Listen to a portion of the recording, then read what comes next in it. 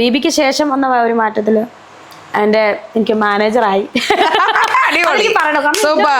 അവള് മാനേജറോ അവക്ക് manager രേണുസുതിക്ക് manager ഇന്നല്ലേ വരുന്നത് മരിച്ചു പോയില്ലേ പോലെ അച്ഛനെ കണ്ടിട്ട് എത്ര നാള് കാരണം ഒരു നിമിഷം പോലും പിരിചിരിക്കാൻ പറ്റാത്തായിരുന്നു ഞങ്ങള്. ഞാനിതിങ്ങനെ ചിരിച്ച് സംസാരിക്കുമെങ്കിലും അങ്ങനെ അങ്ങ് പോട്ടെ. ബിഗ് ബോസിൽ ഇത് അഭിനയം കൂടെ പഠിച്ചോ? അതെ പിന്നെ ചുറ്റുമുള്ളവർ അഭിനയിക്കും അത് കണ്ടെങ്കിലും പഠിക്കണ്ടേ. അപ്പൊ ഇവന്മാരുടെ പ്രൊഫൈലോട്ട് കാണിക്കാനും പറ്റത്തില്ല. അന്ന് ഇതെല്ലാം അങ്ങ് പറയണം. അതിന് ഫേക്ക് അക്കൗണ്ട് ഉണ്ടാക്കി ഇങ്ങനെ ഇടുന്ന. അതെ ഒളിപ്പോര് ഇവന്മാരെന്താ മറ്റേ ഗറില്ല യുദ്ധമോ ഇങ്ങനെ ഇരിക്കുവോ എന്തെങ്കിലും വിഷമം പറയണ്ടേ. അപ്പഴാ ഈ തത്തമ്മയുടെ കണ്ണില്ലാതെ ഇങ്ങനെ ഒരു വര മാത്രമേ ഉള്ളൂ. അതാണ് സംഭവിച്ചത്. അവിടെ ഇവിടെ പൊളിഞ്ഞു കിടക്കുന്നില്ല. ഇവിടെ ഓക്കെ ഇതൊരു 10 വർഷമായ വീടാന്ന് പറഞ്ഞ അന്തസ് വേണം. മിനിമം ഒരു 5 വർഷമായെന്ന് പറഞ്ഞ വീടാണെങ്കിലും അന്തസ്. ഒന്നര വർഷമായ ഒരു വീട് കിടക്കുന്ന കിടപ്പ് കണ്ടാൽ കുറവാണ് പറയുന്നത്. അകം പോട്ടെ, അകം പിന്നെ അവരുടെ വൃത്തി അത് അകത്തിന് കുഴപ്പമില്ല, നീറ്റായിട്ടൊക്കെ തന്നെ വീട് നോക്കുന്നത്. പക്ഷെ പുറത്തെ കാര്യമാണ് ഞാൻ ഈ പറയുന്നത്. ഇങ്ങനെയാണോ വീടുണ്ടാക്കി കൊടുക്കുന്നത്? ഈ നെഗറ്റീവ് പറയുന്നവരൊക്കെ മുന്നിൽ ഒരു ദിവസമെങ്കിലും ലാലേട്ടന്റെ കൈ പിടിച്ച് അകത്ത് കയറുക, ഒരു ദിവസം നിൽക്കുക. അത് മാത്രമായിരുന്നു എന്റെ ഒരൊറ്റ ലക്ഷ്യം. അത് ഞാൻ സാധിക്കുകയും ചെയ്തു. ഒരു ദിവസത്തിന് ഞാൻ പോയിട്ട് 35 ദിവസം കഴിഞ്ഞിട്ടാണ് രേണുസുതി മടങ്ങുന്നത്. അതും എവിക്റ്റ് ആയിട്ടുമില്ല, വോക്കൗട്ട് ആയിട്ട് തന്നെ അന്തസ്സായിട്ട് ഞാൻ ഇറങ്ങി. ഞാൻ ഈ പ്രേക്ഷകരോട് പറയട്ടെ, റിയാലിറ്റി ബൈ കേബിൾ ഇരുന്നുകൊണ്ട് ഞാൻ പറയുന്നത് എന്റെ സ്വന്തം ചാനലാണ്. അപ്പൊ എനിക്ക് പറയാം, ഹോട്ട് സീറ്റിൽ ഞങ്ങൾ ഇരിക്കുമ്പോൾ ആ പെൺകുട്ടിയെ വലിച്ചു കീറുമ്പോൾ അതിന്റെ ഷോയുടെ ഭാഗമാണെന്ന് എനിക്ക് അറിയാമായിരുന്നു. പക്ഷെ അവരെ കുറിച്ച് ഞാൻ പഠിച്ചപ്പോഴും അന്വേഷിച്ചപ്പോഴും അവർ പെരുമാറിയപ്പോഴും ഒരാളെ കുറിച്ചും അന്നും ഇന്നും കുറ്റം പറയാത്തൊരു വ്യക്തിയാണ് രേണുസുതി.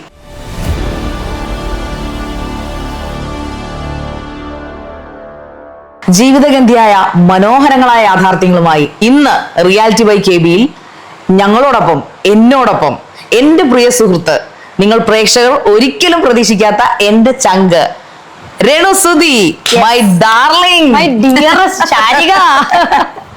എന്തുണ്ട് വിശേഷങ്ങൾ? എത്ര നാളായിടോ തന്നെ ഒന്ന് കാണാനായിട്ട് കൊതിച്ചിരിക്കും. ഞാൻ അതിലപ്പുറം കൊതിച്ചിരിക്കും നിന്നെ ഒന്ന് കാണാൻ.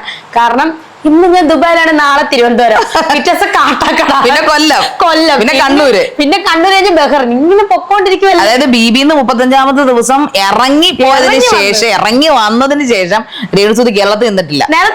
നമ്മള് ഞാൻ ഓർക്കുന്നുണ്ട്, ഇപ്പോൾ ഒരു റിസോർട്ടിലേക്ക് നമുക്ക് ഒരുമിച്ച് പോകാൻ എല്ലാം സെറ്റ് ആയി കഴിഞ്ഞപ്പോഴത്തേക്ക് അപ്പോഴാണ് 2-3 ദിവസം കഴിഞ്ഞപ്പോൾ ദുബായിലേക്ക് ടിക്കറ്റ് വന്നു. അതിനുശേഷം 2 ആഴ്ചയോളം അവിടെ പോയി. അതിനുശേഷം നേരെ ഞാൻ വിളിക്കുമ്പോൾ നീ കണ്ണൂര്. ഞാൻ ഇപ്പോൾ വിശ്രമമില്ലേ? ഞാൻ ആലോചിക്കുമ്പോഴേക്ക് നിന്റെ നീ ബസ്സിലോ കാറിലോ ട്രെയിനിലോ ഒക്കെ എവിടെയോ പോയിക്കൊണ്ടിരിക്കുകയാണ്. വെളുപ്പിന് 3:30, വെളുപ്പിന് 4 മണി. ഇവിടെ റെസ്റ്റ് എടുക്കണം, എനിക്ക് റെസ്റ്റ് വേണ്ടേ? എന്തുവാണോ തന്നെ. എനിക്ക് ഭയങ്കര സന്തോഷമുണ്ട്.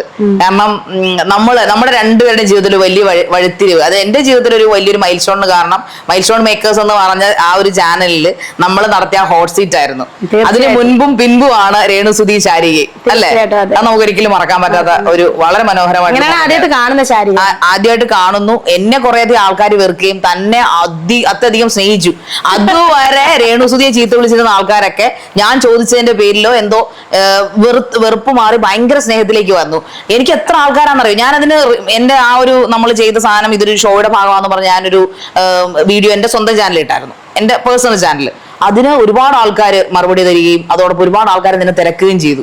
പക്ഷേ എങ്ങനെയാണെന്നറിയോ, ഹോട്ട് സീറ്റ് വെച്ച് കണ്ട ശാരികയുടെ മുഖത്ത് ഞാൻ അധികം നോക്കത്തില്ലായിരുന്നു. പേടിയാണ് എനിക്ക് നിന്നെ ആങ്കറാ നോക്ക്. പക്ഷെ ഇപ്പൊ എനിക്ക് നിന്റെ അടുത്ത് ഫ്രീ ആയിട്ട് നോക്കാൻ പറ്റും. കാരണം ബിബിക്ക് ശേഷം, അല്ലെ ബിബിയിൽ കയറിയതിനു ശേഷം ഞാനും നീ തമ്മിൽ ഒരു ഫ്രണ്ട്ഷിപ്പ് അവിടെ തിരിഞ്ഞു. കാരണം ബിബിയിൽ കയറുമ്പോ ഞാനും നീയൊക്കെ ബിബിയിൽ കയറുമ്പോ ജനങ്ങൾ പ്രതീക്ഷിച്ചിരുന്നത് രേണുസുതി ശാരിയോടെ കോർക്കും, അവർക്ക് കാണാൻ ഒരു നല്ല സാധനം അവിടെ കിട്ടുമെന്നാണ്. പക്ഷെ അവിടെ ചെന്നപ്പോഴേ ഞാൻ മനസ്സിൽ ഉറപ്പിച്ചാ കയറിയത്. രേണുസുതി എന്ന വ്യക്തിയെ കുറിച്ച് എന്നോട് ഒരുപാട് ആൾക്കാർ ചോദിക്കും. ഞാൻ ഈ ക്യാമറ മുമ്പിൽ നിന്ന് പോഴത്തൊന്നുമല്ല. പക്ഷെ ഞാൻ മനസ്സിലാക്കിയ വ്യക്തി എന്ന് പറയുമ്പോൾ ഹാർഡ് വർക്ക് ചെയ്യുന്ന, ജീവിതത്തിൽ ഒരുപാട് കഷ്ടപ്പാടുകൾ സഹിച്ച് ഒരുപാട് ചെളി വാരിയെറിയലുകൾ സധൈര്യം തല ഉയർത്തി നേരിട്ട് നിന്ന് ഇന്നിപ്പോ ഏറ്റവും വലിയ ഇന്റർനാഷണൽ ഷോയിൽ പ്രവേശിച്ച് അഭിമാനത്തോടെ എവിക്ഷൻ ആകാതെ ഇറങ്ങി വന്ന് ഇന്ന് തലയുയർത്തി നിൽക്കുന്ന ആ താരത്തെക്കാൾ കൂടുതൽ ഏറ്റവും നല്ലൊരു ഹാർഡ് വർക്കിംഗ് വുമൺ. അതായത് ഈ ഹസ്ബൻഡ് ഇല്ല, അദ്ദേഹം അകാലത്തിൽ മരണപ്പെട്ടു. 2 കുട്ടികളെ നോക്കാൻ വേണ്ടി കച്ച കെട്ടി അല്ലെങ്കിൽ മുണ്ടു മുറുക്കി ഇറങ്ങിയ വ്യക്തി.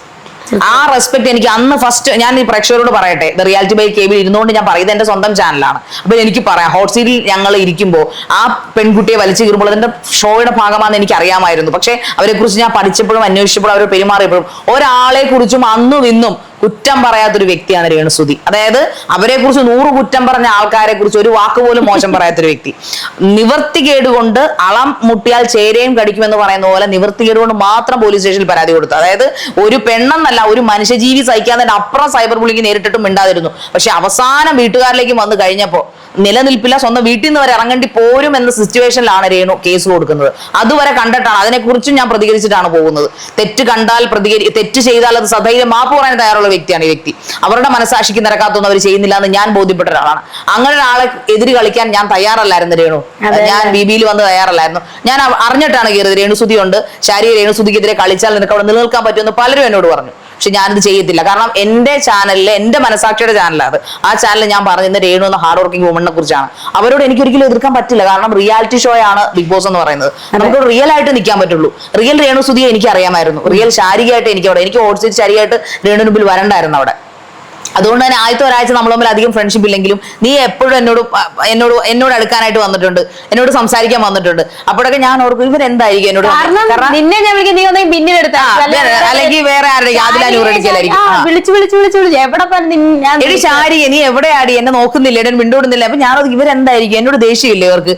ഞാൻ ഹോട്ട് സീറ്റ് ഇപ്പൊ എന്തൊക്കെ പറഞ്ഞെന്ന് പറഞ്ഞാലും ഹോട്ട് സീറ്റ് ചെയ്ത് ചീത്ത കേൾക്കുകയൊക്കെ ചെയ്ത ആൾക്കാരാണല്ലോ നമ്മൾ. പക്ഷെ എവിടെയോ നമ്മളൊരു ബോണ്ട് ഉണ്ടായല്ലേ, അത്ര മനോഹരമായിട്ടില്ല. ഇപ്പൊ നിൽക്കുന്ന ആ ഒരു പൊസിഷൻ ഉണ്ടല്ലോ, ഞാൻ ഭയങ്കര അഭിമാനപൂരിതയാണ് നിങ്ങളെ കുറിച്ച് ഓർത്തിട്ട്.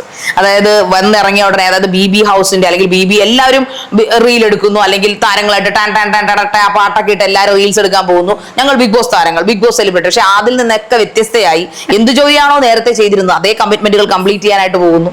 അതോടൊപ്പം പിന്നെ എന്താണ്, ദുബായിലേക്ക് ഇന്റർനാഷണൽ ട്രിപ്പുകളിലേക്ക് പോകുന്നു. അതും അവിടെ ചെന്ന് സധൈര്യം പ്രോജക്റ്റുകൾ ഏറ്റെടുക്കുന്നു, ഫാൻസിനെ കൂട്ടുന്നു. അവിടുത്തെ ആൾക്കാർ പിന്നെയും വിളിച്ചുകൊണ്ടിരിക്കുന്നു. രേണു ഇല്ലാത്തതുകൊണ്ട് ഞങ്ങൾക്ക് വളരെ മിസ്സിംഗ് ആണ് എന്ന് പറയാം. അപ്പൊ നിങ്ങളുടെ വ്യക്തിത്വമാണ് അവിടെ കാണിക്കുന്നത് അല്ലേ. ഒരു ഫ്രണ്ട് എന്ന നിലയിലും തന്നോടൊപ്പം ബിബിയിൽ വർക്ക് ചെയ്ത ഒരു സഹപ്രവർത്തക എന്ന നിലയിലും I M so proud of you my darling.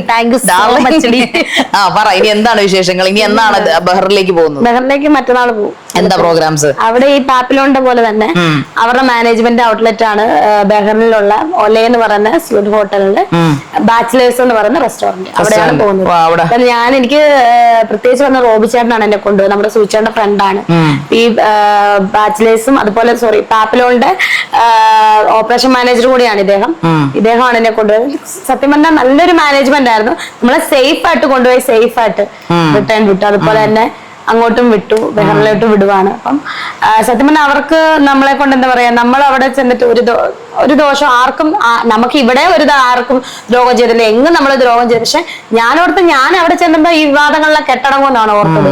ഇന്ത്യന്ന് ഞാൻ അങ്ങോട്ട് പോയത്. പക്ഷെ ഇത് ഭയങ്കരമായിട്ട് കൂടുവാണ്.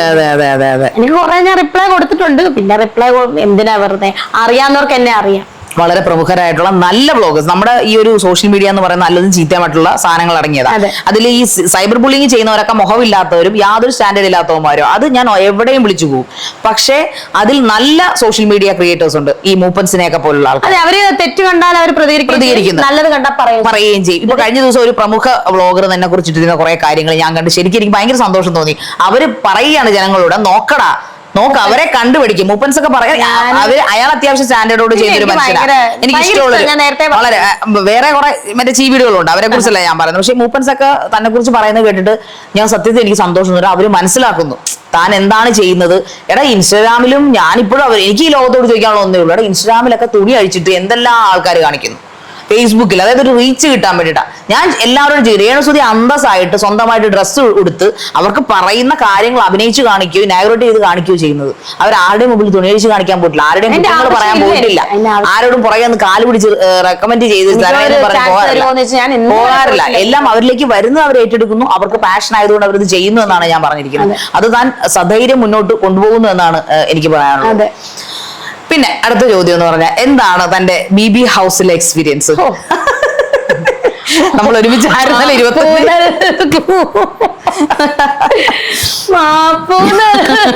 എനിക്കത് എന്നെ പറയാന, ഞാൻ സത്യം പറയട്ടെ ശാരിക, എനിക്ക് എല്ലാരും എനിക്ക് അറിയില്ല, ഏറെക്കുറെ ആൾക്കാരും ബിബി ഹൗസിൽ പോയത് 100 ദിവസം തികയ്ക്കണം, അല്ലെങ്കിൽ കപ്പടിക്കണം, ടോപ്പ് 5 വരണം. രേണുസുതിയെ സംബന്ധിച്ച് എന്റെ ഒരൊറ്റ കാഴ്ചപ്പാടിലാണ് ഞാൻ പോയത്. അത് ഞാൻ എവിടെയും പറയും. ഈ നെഗറ്റീവ് പറയുന്നവരൊക്കെ മുന്നിൽ ഒരു ദിവസമെങ്കിലും ലാലേട്ടന്റെ കൈ പിടിച്ചകത്ത് കയറുക, ഒരു ദിവസം നിൽക്കുക. അത് മാത്രമായിരുന്നു എന്റെ ഒരൊറ്റ ലക്ഷ്യം. അത് ഞാൻ സാധിക്കുകയും ചെയ്തു. ഒരു ദിവസത്തിന് ഞാൻ പോയിട്ട് 35 ദിവസം കഴിഞ്ഞിട്ടാണ് രേണുസുതി മടങ്ങുന്നത്. അതും എവിക്റ്റ് ആയിട്ടുമില്ല, വോക്കൗട്ട് ആയിട്ട് തന്നെ അന്തസ്സായിട്ട് ഞാൻ ഇറങ്ങി. അതെ, സത്യം. അപ്പൊ ഞാൻ തന്നെ അവിടെ ബിഗ് ഹൗസിൽ കാണുമ്പോൾ, ബിഗ് ബോസ് 7 കാണുമ്പോഴത്തേക്ക് എന്തായാലും അവിടെ എന്തെങ്കിലുമൊക്കെ പ്രശ്നങ്ങൾ ഉണ്ടാകുമല്ലോ. ഇപ്പൊ ഞാനുമായിട്ടല്ലെങ്കിലും താൻ തീർച്ചയായിട്ടും എന്തെങ്കിലുമൊക്കെ വിഷയങ്ങൾ ഉണ്ടാക്കുക. അന്നാണ് ഞാൻ മനസ്സിലാക്കുന്നത് ഇവർക്ക് ഇതുപോലുള്ള ഒരു നെഗറ്റീവ് ഹൗസിൽ തുടരാൻ പറ്റത്തില്ല. ബിക്കോസ് താൻ അപ്പോഴും താൻ സുധിച്ചേണ്ട കാര്യം പറയുന്നുണ്ട്. ശരിയെ എന്നെ ഞാൻ ഈ 10 ദിവസം അല്ലെങ്കിൽ ഒരാഴ്ച കഴിഞ്ഞപ്പോൾ തൊട്ട് രേണു എന്നോട് പറയാൻ തുടങ്ങിയെന്നാണ് എന്റെ ഓർമ്മ. 1-2 ആഴ്ച കഴിഞ്ഞ എനിക്കൊരു 10 ദിവസം കഴിഞ്ഞപ്പോൾ തൊട്ട് സുധിച്ചേട്ടൻ മരിച്ചപ്പോഴുള്ള ഓർമ്മകൾ എന്നേക്ക് വരുന്നടി. എനിക്ക് ആ ഓർമ്മകളിൽ നിന്ന് ഞാൻ രക്ഷപ്പെടാനാണ് ഞാൻ ഇതെല്ലാം ചെയ്തുകൊണ്ടിരുന്നത്. പക്ഷെ അത് എന്നിലേക്ക് തിരിച്ചു വരുന്നത് എനിക്ക് പേടി തോന്നുന്നു. കാരണം ആ സുധിച്ചേട്ടൻ മരിച്ചു കഴിഞ്ഞുള്ള ആ ഒരു 10-15-20 ദിവസങ്ങൾ ഞാൻ വേറൊരു ലോകത്തായിരുന്നു. അതെനിക്ക് ഓർക്കാൻ വയ്യടി. ഞാനിപ്പോ ആ രേണുവായിട്ടാണ് ഇവിടെ നിൽക്കുന്നത്. അതുകൊണ്ട് എനിക്ക് അനങ്ങാൻ വയ്യ കുഞ്ഞെ. നീ പുറത്തിറങ്ങരുതെന്ന് ഞാൻ ആഗ്രഹിക്കുന്നത്. എന്റെ പ്രേക്ഷകരുടെ വോട്ടുകൂടെ നിനക്ക് തരണം ഞാൻ ആഗ്രഹിക്കുന്നു. നീ എന്നെ മനസ്സിലാക്കുക. ഞാൻ സ്ട്രാറ്റജി അല്ല. അന്ന് ഞാൻ തിരിച്ചറിഞ്ഞു നീ അത് സ്ട്രാറ്റജി അല്ല, ശരിക്കും നിനക്ക് വയ്യ അവിടെ കണ്ടിന്യൂ ചെയ്യാൻ തിരിച്ചറിഞ്ഞു. പിന്നെ ഞാൻ ഇറങ്ങി കഴിഞ്ഞപ്പോഴും സത്യത്തിൽ എനിക്ക് നിന്റെ കരച്ചിൽ കാണുമ്പോഴത്തേക്ക് എനിക്ക് ഭയങ്കര ഞാൻ അവിടെ തగ్గടിച്ചു. ആ രേണു അത് ഭയങ്കര അതിനെ ഞാൻ സ്നേഹത്തോടെ പറഞ്ഞു. എനിക്കറിയാം നീ അവിടെ എന്താണെന്നുള്ളത് ചെയ്തത്. അതും ആൾക്കാർക്ക് കണ്ടില്ലേ ആ പാപത്തിനെ ഞാൻ ടാർഗറ്റ് ചെയ്ത് പറഞ്ഞു എന്നും പറഞ്ഞ് എത്ര ട്രോൾ ഇറങ്ങി. രേണുവിനെ മനഃപൂർവ്വം കണ്ടില്ലേ ഇറങ്ങിയപ്പോഴും അവിടെ അഹങ്കാരം തീർന്നിട്ടില്ല എന്ന രീതി. അതെന്തെങ്കിലും ആയിക്കോട്ടെ. എന്തായാലും ആ പ്രേക്ഷകർക്കുള്ള മറുപടിയാണ് ഞങ്ങൾ ഇന്നിവിടെ ഇരുന്ന് ഇത്രയും സ്നേഹത്തോടെ സംസാരിക്കുകയും അതും രേണുവിന്റെ വീട്ടിലേക്ക് വന്നെടുക്കണമെന്ന് എനിക്ക് നിർബന്ധമായിരുന്നു. കാരണം ഇപ്പം ശാരിക പറഞ്ഞത് ഞാൻ സ്റ്റുഡിയോയിലോട്ട് സർപ്രൈസ് ആയിട്ട് ഇവിടെ വന്നത് തന്നെ എനിക്ക് ഭയങ്കര. അതെ, കാരണം നാളെയാണ് ബഹറിലേക്ക് പോകുന്നത്. ഇനി ഏതാനും മണിക്കൂറുകൾ ബഹറിലേക്ക് പോകാൻ. ഇന്നലെ രാത്രിയാണ് എന്തോ ഇനാഗുറേഷൻ കഴിഞ്ഞ് തിരിച്ചു വരുന്നത്. എന്നോട് വന്നപ്പോ തൊട്ട് രേണു ഇങ്ങോട്ട് പറയടി നമുക്കൊന്ന് മീറ്റ് ചെയ്യേണ്ടി. അത്രയും വിനയത്തോടു കൂടി എന്നോട് പറയും. എല്ലാരും മീറ്റ് ചെയ്തു, മാത്രം ഇറങ്ങിയിട്ടില്ല, കണ്ടില്ല. അപ്പൊ എന്നോട് പറയടി ശാരി നീ മറക്കരുത്. എന്നോട് രേണു പറഞ്ഞിരിക്കുന്ന ഒരു കാര്യടി, നമ്മൾ പുറത്തിറങ്ങി കഴിഞ്ഞാൽ സ്വഭാവം നീ മാറ്റത്തില്ലല്ലോ. എന്നോട് എപ്പോഴും നീ ചോദിക്കുന്നുണ്ട് നീ സ്വഭാവം മാറ്റത്തില്ലല്ലോ. ഇറങ്ങി കഴിഞ്ഞ് കഴിഞ്ഞാൽ നമുക്ക് മീറ്റ് ചെയ്യണോടി, നമുക്ക് ഫോറം മാളിലോ കൊച്ചിയിലേക്ക് ഞാൻ വരാം, അവിടെ വെച്ച് ചെയ്യാം. അപ്പോഴും നീ തിരക്കിലേക്ക് പോയി, എന്നിട്ടും നീ എനിക്കൊന്ന് വാക്ക് നീ മറന്നില്ല എന്നുള്ളതാണ്. നീ കിട്ടിയ ആ ഒരൊറ്റ ദിവസമാണ് എനിക്ക് വേണ്ടി റിസർവ് ചെയ്തത്. അതിലെനിക്ക് ഭയങ്കര സ്നേഹം എന്താണ് എനിക്ക് നിന്നോട് പറയേണ്ടതെന്ന് അറിയത്തില്ല. അത്രമാത്രം ഞാൻ നിന്നോട് ഭയങ്കര നിന്റെ പ്രശസ്തിയോ അല്ലെങ്കിൽ നിന്റെ കൊളാബോ അതൊന്നും അല്ല വിഷയം. ആ ഒരു സുഹൃബന്ധത്തിന് നീ കൊടുക്കുന്ന ഇമ്പോർട്ടൻസ്, അതിൽ നിന്ന് നമ്മൾ മനസ്സിലാക്കേണ്ട ഒരു കാര്യം വ്യക്തിബന്ധത്തിന് എത്രമാത്രം രേണു ഇമ്പോർട്ടൻസ് കൊടുക്കുന്നുണ്ട്. പിന്നെ ഞാൻ ഇവിടെ ഇപ്പൊ വന്നപ്പോ എന്റെ സുഹൃത്തുക്കളാണെങ്കിൽ ഞാൻ പറയാറുണ്ട്, എന്നെ അറിയാവുന്ന ആൾക്കാരോട് ഞാൻ പറയാറുണ്ട്, രേണുവിന്റെ ഏറ്റവും വലിയ അവർക്ക് എല്ലാ മനുഷ്യർക്കും നെഗറ്റീവും പോസിറ്റിവിറ്റിയും ഉണ്ട്. പക്ഷെ ഞാൻ കണ്ടൊരു ക്വാളിറ്റി എന്ന് പറയുന്നത് രേണു ഒരാളെ കുറിച്ച് മാറി ഇരുന്ന് കുറ്റം പറയുന്നത് കണ്ടിട്ടില്ല. അവനങ്ങനെ പറഞ്ഞു, ആ ഓക്കെ പറഞ്ഞോട്ടെടി, അവര് പറയട്ടെടി. എങ്ങനെ സാധിക്കുന്നുള്ളൂ എനിക്കൊന്ന് പറയും, എനിക്ക് കൂടെ പഠിപ്പിച്ചു തരൂ. ഞാൻ എല്ലാ ഗ്രൂപ്പിലും മാറിയിരിക്കുവായിരുന്നല്ലേ. അവരെല്ലാവരും പറഞ്ഞു ശരി അങ്ങനെ ഓക്കെ അപ്പുറത്തോട്ട്. പക്ഷെ എനിക്കിട്ട് കൊളുത്താൻ വന്നാൽ മാത്രം ഞാൻ വിടത്തില്ല. അതെനിക്കൊന്ന് ചെയ്യാത്ത പറഞ്ഞപ്പോഴാണ് അനീഷിനെതിരെ അത്രയും ഷൗട്ട് ചെയ്തത്. കത്തിക്കേറി വയറിലായി. എത്ര പേരാ അത് കട്ട് ചെയ്ത് സത്യം പറഞ്ഞില്ല. ഇനിയിപ്പൊ അവര് വിളിക്കുവാണ്. ഇപ്പൊ എനിക്ക് തോന്നുന്നു ഫൈനൽ എടുക്കാറായി. വിളിക്കുമായിരിക്കും, നമ്മളെയൊക്കെ അറിയില്ല. നമ്മൾ കോൺട്രാക്റ്റിലുണ്ടല്ലോ, നമുക്ക് വിളിക്കുവാണെങ്കിൽ എനിക്ക് പോവാണ് ഏറ്റവും വലിയ സന്തോഷം. എനിക്ക് നിന്നെ വീണ്ടും അവിടെ കാണാം. പിന്നെ അല്ല നമ്മള് പൊളിക്കത്തില്ലേ. പിന്നെ കുറച്ച് പേരുണ്ട് കേട്ടോ എന്റെ മനസ്സിലിടന്നേറിയ കുറച്ച്. ഒരു പേഴ്സണലി പറഞ്ഞ നെവിൻ, പിന്നെ അവനെ നമുക്ക് എല്ലാവർക്കും ഇഷ്ടമല്ലേ. നീ ആരാണ് ബിഗ് ബോസ് വിന്നറാന്ന് ആഗ്രഹിക്കുന്നത്? എനിക്ക് അനീഷിനെ ഞാൻ പേഴ്സണലി നല്ല സപ്പോർട്ട് ചെയ്യുന്നുണ്ട് മനസ്സുകൊണ്ട്. അതുപോലെ എനിക്ക് അനീഷ് വിന്നറായാൽ ഏറ്റവും സന്തോഷം. പിന്നെ നല്ല ഗെയിമറിന് കൊടുക്കട്ടെ. അതെ, സത്യം പറഞ്ഞാൽ നിനക്ക് തോന്നിയിട്ടില്ല? എനിക്ക് നമ്മളിപ്പോ ഏഷ്യാനെറ്റിനെയോ ബിഗ് ബോസിനെയോ ഒന്നും നമുക്ക് പറയാൻ റൈറ്റില്ല. അവർ നമുക്ക് നല്ലൊരു പ്ലാറ്റ്ഫോം തന്ന ആൾക്കാരാണ്. ഇപ്പോ എല്ലാവരും പുച്ഛിച്ചിരുന്ന ആൾക്കാരുണ്ടല്ലേ. നമ്മൾ രണ്ടുപേരും ഇവളേത് ഹോട്ട് സീറ്റ് ആങ്കർ എന്നോട് പറയും, ഇവൾ ആരുവാ, ഇവളേ രേണുസുതി അങ്ങനെ പറഞ്ഞവരുടെ മുമ്പിൽ നമ്മൾ രണ്ടുപേരും അവിടെ കയറി. ഒരൊറ്റ ദിവസം അല്ലെങ്കിൽ 2 ദിവസം തന്നെ അത് Big B sorry Bigg Boss Big B തന്നെ ബിഗ് ബോസ് ബി കണ്ടസ്റ്റന്റ് ആണ് അല്ലേ. പിന്നെ അല്ലേ, പിന്നെ നമ്മൾ ഈ ലോകം മുഴുവൻ ഇവൾമാരെല്ലാം ഈ നെഗറ്റീവ് പറയുന്നതെല്ലാം പുച്ഛിച്ചെങ്കിൽ നമ്മൾ അതിനകത്ത് കേറിയോ? ലാലേട്ടൻ നമ്മളെ കെട്ടിപ്പിടിച്ചോ? ലാലേട്ടൻ കൈ തന്നോ? ചോദിച്ചില്ല കേട്ടോ. നമ്മളെ അദ്ദേഹമാണ് അതിനകത്ത് കിടത്തി. നമ്മൾ വൈൽഡ് കാർഡ് എൻട്രി ആയിട്ട് പോലും അല്ല കയറി. ഒന്നും വേണ്ട. ശാരിക കേബിന്റെ ലാലേട്ടൻ വിളിച്ചില്ലേ? രേണു സുധി വിളിച്ചോ? ആ നാവോട് ചൊല്ലി വിളിച്ചോ? വേറെ ഒന്നും നമ്മുടെ അച്ഛനോ അമ്മയ്ക്കോ അപ്പൂപ്പനോ സാധിക്കാത്ത കാര്യങ്ങൾ നമ്മൾ സാധിച്ചില്ലേ? ആ കാലഘട്ടത്തിലുള്ള ആളാണ് അദ്ദേഹം. അത്ര 10-40 വർഷമായിട്ട് ഫീൽഡിലുള്ള ഒരു മനുഷ്യൻ, ഒരു ലെജൻഡ്. അദ്ദേഹത്തോടൊപ്പം ഒരു സ്റ്റേജ് ഷെയർ ചെയ്യാൻ പറ്റുക. പിന്നെ 6-7 വർഷമായിട്ട് നടത്തുന്ന സീസണിൽ നമുക്ക് ആരുടെയും ബാക്ക് സപ്പോർട്ട് ഇല്ല. ഞാൻ രേണുക്ക് ഫീൽഡിലേക്ക് വേണ്ട 1-2 അതായത് ഈ സോഷ്യൽ മീഡിയ ഫീൽഡിലേക്ക്. നീ ഇപ്പൊ നാടകത്തിന്റെ ഒരുപാട് വർഷത്തെ എക്സ്പീരിയൻസ് ഉണ്ടെന്ന് എനിക്കറിയാം. ഒരുപാടൊന്നുമില്ല, 1 വർഷം. ഓക്കെ, 1 വർഷത്തെ എക്സ്പീരിയൻസ് ഉണ്ട്. അപ്പോ അത് കൂടാതെ ഈ മെയിൻ സ്ട്രീമിലേക്ക്, അതായത് ഈ ഓൺലൈൻ മാധ്യമങ്ങളിലേക്ക് വന്നിട്ട് 1 വർഷം ആകുന്നത്. 1 വർഷം ആകുന്നത് സുധിച്ചേട്ടൻ മരിച്ചതിന് ശേഷമല്ലേ? അല്ല, മരിച്ചിട്ട് ഇപ്പൊ 2 വർഷം. ഈ ഓൺലൈൻ മാധ്യമം നമ്മൾ ഈ ഒരു 6 മാസം ആയതല്ലോ, ചാന്ത് കുടഞ്ഞൊരു അതോട്ടെ ആയിട്ടുള്ളൂ. അപ്പൊ ആ ഒരു കുറഞ്ഞ കാലം ഒരാളുടെ ബാക്ക് സപ്പോർട്ട് ഇല്ലാതെ നിന്നെ ബിഗ് ബോസിലേക്ക് നിനക്ക് ക്ഷണം കിട്ടിയോ അതിൽ കയറാൻ പറ്റുകയും ചെയ്യാന്ന് പറയുന്നത് വലിയൊരു അച്ചീവ്മെന്റ് ആണ് ജീവിതത്തിൽ. ഇതിന്റെ തീർച്ചയായും നല്ല അച്ചീവ്മെന്റ് ആണ്. നമ്മുടെ നെവിനെ നമ്മൾ മറക്കാൻ പറ്റും അല്ലേ? പേഴ്സണലി ഇഷ്ടമാണ് നെവിൻ എന്ന് പറയുന്നത്. സത്യത്തിൽ ഞങ്ങൾ പേഴ്സണലി ആഗ്രഹിക്കുന്നുണ്ട് ഒന്നെങ്കിൽ അനീഷിന് അല്ലെങ്കിൽ നെവിന് കപ്പ് കിട്ടണം. പിന്നെ അവിടെ കുറെ പുഴുക്കുത്തുകളുണ്ട് അല്ലേ? നമ്മൾ ഇപ്പൊ ഈ പറയുന്ന പോലെ ബിഗ് ബോസിനെ കുറിച്ച് പറയുകയാണെന്നുണ്ടെങ്കിൽ ഇപ്രാവശ്യം സെലക്ഷൻ, അതായത് എന്തിനാണ് അവർ ഇങ്ങനെയുള്ള ആ കണ്ടസ്റ്റൻസിനെ എടുത്തു വെച്ചതെന്ന് മനസ്സിലായില്ല. ഇപ്പൊ എന്നെ സംബന്ധിച്ചിടത്തോളം എന്നെ അറിയാത്ത ആൾക്കാരായിരുന്നില്ല അങ്ങോട്ട് കയറി. രേണുവിനെ സംബന്ധിച്ചിടത്തോളം രേണുവിനെ അറിയാത്ത മലയാളികളൊന്നും ഇല്ല. അതുകൊണ്ട് ഫെയിം കിട്ടാൻ വേണ്ടി രേണുവിനെ അത് പോയി കിടക്കേണ്ട ആവശ്യമൊന്നുമില്ല. രേണു ഓൾറെഡി ഫേമസ് ആയിട്ടിരുന്ന ഒരു വ്യക്തിയാണ്. പക്ഷെ അല്ലാത്ത കുറെ ആൾക്കാരുണ്ട്. ഇപ്പൊ രേണു സുധിയെ ഇപ്പൊ ബിഗ് ബോസ് വെച്ചിട്ടല്ലല്ലോ ആൾക്കാർക്ക് സുധിച്ചേണ്ട വൈഫ് എന്ന നിലയിൽ ഒരുപാട് പേർക്ക്. പിന്നെ ബിഗ് ബോസ് കയറിയപ്പോ ബിഗ് ബോസ് സെലിബ്രിറ്റി അതിലൂടെ അല്ലല്ലോടാ ഞാൻ അറിഞ്ഞത്. അതെ, പക്ഷെ അവിടെ PR വെച്ചുകൊണ്ട് കളിക്കാതെ എത്രയോ ആൾക്കാർ ഒരു യോഗ്യത ഫിനാലെ ടിക്കറ്റ് ഫിനാലിൽ നിൽക്കുന്ന ആൾക്കാരെ നോക്കുമ്പോൾ സത്യം പറഞ്ഞാൽ നമുക്ക് ശാന്തി. അതിനെക്കുറിച്ച് നമ്മൾ ഇതിലിപ്പോ ഇനിയിപ്പോ ഫിനാലേക്ക് അടുത്ത സ്ഥിതിക്ക് നമ്മൾ ആ ഷോയോട് ചെയ്യുന്ന ദ്രോഹമായിരിക്കും ഇപ്പൊ അതിനെ കുറിച്ചൊക്കെ എന്തെങ്കിലും പറയുന്നത്. കാരണം അവരെടുത്തുപോയി, കണ്ടസ്റ്റൻസിനൊക്കെ എടുത്തുപോയി. ഇപ്പൊ ഷോ എന്തായാലും ക്ലോസ് ചെയ്തല്ലേ, കട്ടൻ ഇട്ടല്ലേ പറ്റൂ. ലാലേട്ടൻ ചോദിക്കുന്നില്ല 400 ദിവസം നിന്നേക്ക് ഇവിടെ നിർത്താൻ പറ്റുമോ? അപ്പൊ കട്ടൻ ഇട്ടല്ലേ പറ്റും. അപ്പൊ ഉള്ള മത്സരാർത്ഥികളിൽ നിന്ന് നല്ലൊരു കണ്ടസ്റ്റൻസിനെ സെലക്ട് ചെയ്യാനും നമുക്ക് ജനങ്ങളോട് പറയാൻ പറ്റില്ല. രേണുവിന് എന്താ പറയാനുള്ളത്? എനിക്ക് അതേ പറയാം, നല്ലൊരു ഗെയിമർ അല്ലെങ്കിൽ നിങ്ങൾക്ക് ജെനുവിൻ ആയിട്ട് ആരാണോ നിൽക്കുന്നത് അവർക്ക് നിങ്ങൾ മാക്സിമം സപ്പോർട്ട് കൊടുക്കുക, നിങ്ങൾ വോട്ട് ചെയ്യുക, അവരുടെ കയ്യിൽ ഇരിക്കട്ടെ കപ്പ്. ഞങ്ങളുടെ മനസ്സിനെ സന്തോഷം. എന്റെ ശാരികയുടെ പേഴ്സണായിട്ട് ഞങ്ങൾ പറയാം, ഞങ്ങളുടെ മനസ്സിൽ 2 പേരുണ്ട്, അവർക്ക് കിട്ടുവാണെങ്കിൽ ഞങ്ങളുടെ മനസ്സ്